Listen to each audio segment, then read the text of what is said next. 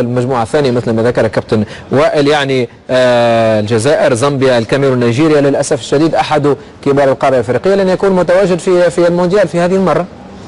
مجموعة حديدية كما سميتها نزار أو مجموعة الموت. ولكن هناك ملاحظة، التصفيات ليست تصفيات مباشرة مثلا بين غانا ومصر مثلا في المجموعة الخامسة. من يتحصل على رصيد أكبر من النقاط هو الذي سيتأهل، وبالتالي لابد من أخذ كل المباريات بالأهمية القصوى وأخذها بعين الاعتبار. هذا هو المهم. بالنسبة إلى المجموعة الثانية ضم المنتخب الجزائري، أفضل منتخب أفريقي حاليا، لديه عناصر ممتازة جدا وعناصر قادرة على اللعب في أعطى وأقوى الأندية الأوروبية، ولكن بشرط لا بد من الإعداد الجيد والتحضير الجيد للمنتخب الجزائري، لأنه من حق الشعب الجزائري حاليا أن يطالب بتواجد هذا المنتخب في كأس العالم مرة أخرى ومرات أخرى. لماذا؟ لأنه هذا الجيل الذهبي للمنتخب الجزائري أو لكرة القدم الجزائرية. المهمة ليست سهلة باعتبار أنها مجموعة حديدية. عندما نتكلم على هذه المجموعة في ربما 3 فرق من 3 منتخبات شاركت في نهاية كأس العالم، و4 منتخبات شاركت في نهاية كأس افريقيا. يعني زامبيا متحصلة على كأس افريقيا، الجزائر كذلك الحال بالنسبة لكاميرون ونيجيريا. خبرة كبيرة في هذه المجموعة، وهي مجموعة حديدية بالتمام والكمال. لابد مباريات كل قمم هي كلها قمم وكلها مباريات لا يمكن التكهن بنتائجها، وبالتالي حسن الاستعداد خلال هذه المجموعة. مجموعة حديدية وصعبة جدا، ولكني بطبيعة الحال أرشح المنتخب الجزائري كأبرز منتخب على هذه المجموعة. هذا ما نتمناه بطبيعة الحال، ولكن لا بد من الإعداد الجيد. مجموعة. طيب سنمر بالتسلسل الآن من المجموعة الأولى للمجموعة الثانية، نعيد الحديث دائما الحديث عن المجموعة الثانية، مجموعة الموت، منتخب الجزائر، يا زامبي، كاميروني، نيجيريا. الآن تعتقد المنتخب الجزائري الآن سنرى القوة الحقيقية لهذا المنتخب الذي نوعا ما في التصفيات الماضية كانت هناك ربما منتخبات لم تكن بذات المستوى الذي يواجهه الليل والنهار ما بين ما حصل عليه كمجموعة في التصفيات الإفريقية وما يحصل عليه الآن. يتواجد معه منتخبان دائما الحضور تقريبا في كأس العالم، نيجيريا، الكاميرون. صحيح كنا نزول في مستوى ونزول حاد يبدو في مستوى نيجيريا بعد أن أحرزت كأس إفريقيا، رأينا كيف غابت وكيف تأثرت. لكن أعود وأقول أن المنتخبات الإفريقية الكبرى تركز لا حتى على الاتحادات المحلية، تعتبر أن المشاركة في كأس العالم أمر ضروري. يعني هناك ما يسمى بحالة طوارئ، لأن الجميع يرغب في التواجد للاستفادة المالية، وأيضا بالنسبة للاعبين لأن السوق سوق كبرى. فلذلك الجزائر في مجموعة صعبة. نيجيريا صحيح نزل مستوى لكن قادر على الرجوع. الكاميرون نفس الشيء. منتخب كاميروني متألق في المباراة الودية أمام فرنسا الأخيرة في التحضيرية، لكن في التصفيات كان أداؤه متوسطا. زامبيا هي النسخة ما قبل الأخيرة، لكن كما أشرت فهذه فرصة للمجموعة الرائعة التي يتوفر عليها المنتخب الجزائري عليهم الآن البحث عن مدرب. وهذا الأمر هذا بالفعل، وحتى أنه قيل أنه هذا الأمر مرتبط بنوعية المجموعة وبنوعية المنتخبات. إنما أعتبر أنه شيء جيد لو يعني تأخذ ورقة الوصول إلى روسيا بالنسبة للمنتخب الجزائري. لماذا؟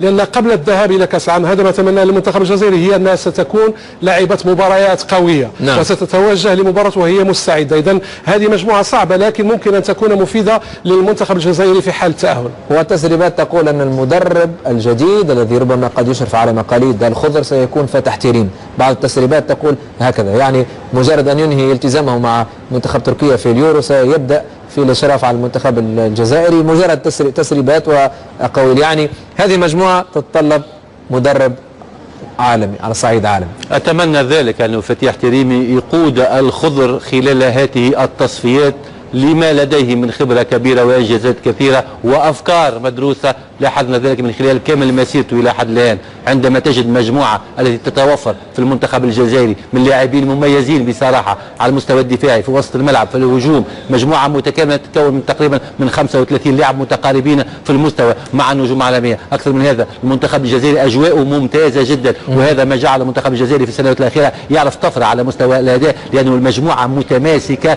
ومجموعة قوية جدا خلال ال4 سنوات الأخيرة. وعمل الاتحاد الجزائري لكرة القدم لقدرة روعة على مستوى التنظيم كذا في الهيكلة، هو عمل مهم جدا. هناك تطور كبير لكرة القدم الجزائرية، المجموعة حديدية بصراحة، نتكلم بواقعية وبوضوح، والحظوظ متساوية بين كل المنتخبات، الأفضلية نوعا ما للمنتخب الجزائري بشرط أن يحسن التعامل خاصة مع المباريات الأولى، المباراة رقم 1 ورقم 2 ورقم 3 حصد أكثر ما يمكن من النقاط، لأنه على المستوى النقطي على المستوى المعنوي هذا مهم جدا. في كل الحالات نتمنى كل الخير لكل المنتخبات العربية، وأتمنى أن نشاهد المنتخبات الكل متواجدة في نهاية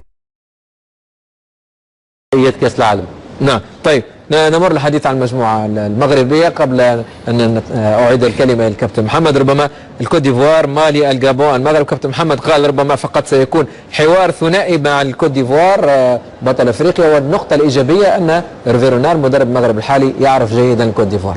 هذا مؤشر طيب بالنسبة للمنتخب المغربي. أن المغرب بصراحة خلال 30 أو 40 سنة الأخيرة دائما ما تتوفر على اللاعبين مميزين جدا على المستوى الفردي، ربما على الصعيد العربي أكثر لاعبين مهاريين يكون موجودين، مهاريين ممتازين سواء على منتخبات الشبان أو المنتخب الأول، مهارة عالية جدا، ولكن الفرديات لا تكفي في كرة القدم الجماعية والروح القتالية وروح المسؤولية فوق الملعب، لابد أن تتوفر في المنتخب المغربي، لابد أن يلعب المنتخب المغربي بعقلية المجموعة وليس بعقلية الفردية. لاحظنا ذلك خلال كل مباريات المنتخب المغربي، يسيطر، يمتعنا كرة قدمه، في النهاية يخسر أو يتعادل ولا يذهب إلى كأس العالم. المغرب غائب على كأس العالم من 98 من منتخب من مونديال فرنسا، وهذا الأمر لا يتماشى مع إمكانيات المغرب. إذن هي فرصة كبيرة. صحيح أن المجموعة ليست بالمجموعة السهلة، عندما نتكلم على الكوت ديفوار مثلا هو منتخب عملاق وكبير جدا، ولكن المغرب قادر على حسن التعامل مع مجريات هذا اللقاء. قلت المواجهات ليست مباشرة، ليست مواجهة مباشرة بين المغرب والكوت ديفوار فقط، لا بالعكس،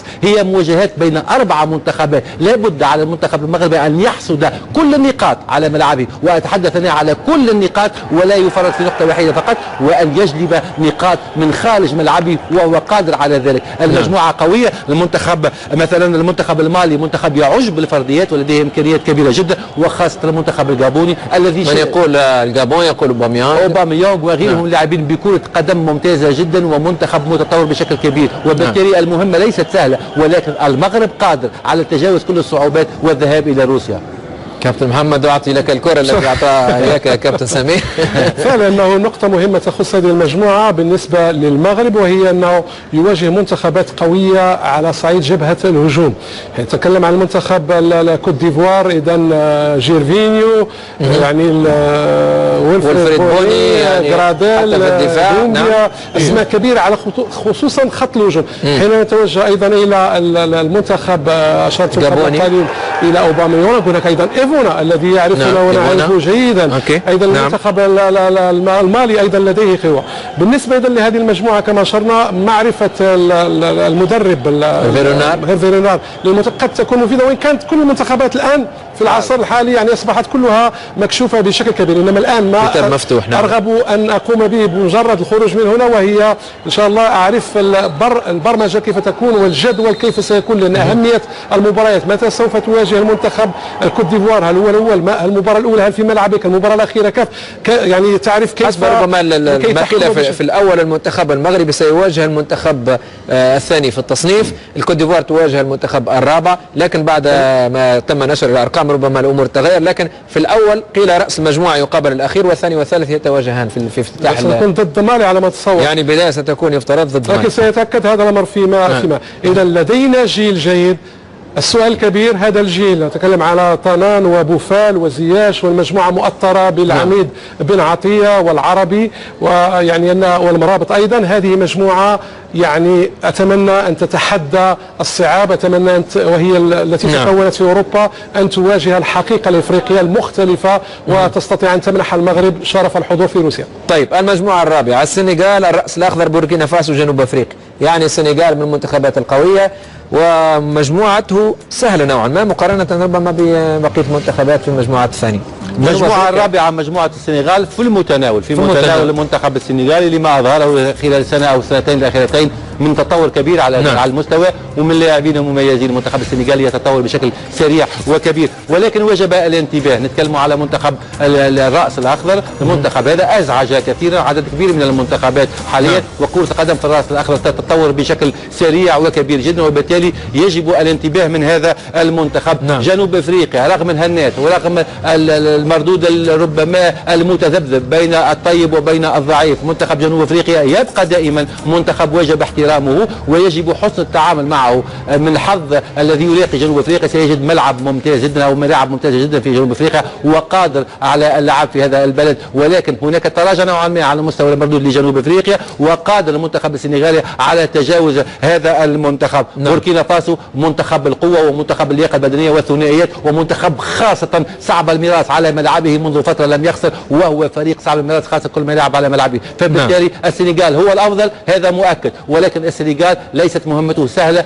كما نعتقد، ولكن مهمه صعبه نظرا لتواجد منتخبات ممتازه، ونظرا كذلك لأن كل المباريات ستكون المستويات متقاربه. اذا لننتظر، ولكن ارشح كفه المنتخب السنغالي عن هذه المجموعه. نعم كابتن محمد، نأتي إلى المجموعة الأخيرة، مجموعة غانا، مصر، الكونغو، أوغندا، وكأننا الآن مباراة ذهاب وإياب بين مصر وغانا ستحسم الأمور. بالفعل هذا الذي يبدو بدون إهمال، يعني الانتباه والحذر من المنتخب الكونغو. رأيناه في مباراة ودية مع المنتخب المغربي، منتخب لا بأس به. بالنسبة لأوغندا فهو يعتبر من المنتخبات المتطورة في الفترة الأخيرة، ولا تواجده الآن في هذه القرعة ودليل أن هناك تطور، لكن هي مواجهة ما بين غانا ومصر. يعني تاريخيا هناك لحظات تفوق للكرة المصرية وهناك لحظات تفوق للكرة الغانية، لكن على مصر أن تحتاط. أيضا قبل قليل كنت أتكلم على صعيد جبهة الهجوم، فأيضا لدينا مجموعة كبيرة من اللاعبين متميزين في غانا، على أبرزهم أبناء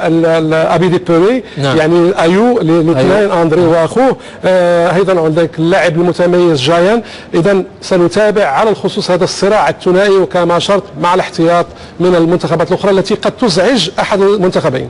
طيب كلمة أخيرة حول هذه المجموعة كابتن سمير، تريد التعقيب عنها؟ المجموعة الخامسة. المجموعة الخامسة صحيح أن التنافس سيكون ثنائي بين مصر وغانا، لكن بشرط أن يحصد المنتخب المصري 12 نقطة أمام أوغندا ذهاب وعودة وأمام كونغو ذهاب وعودة. هذا المطلوب.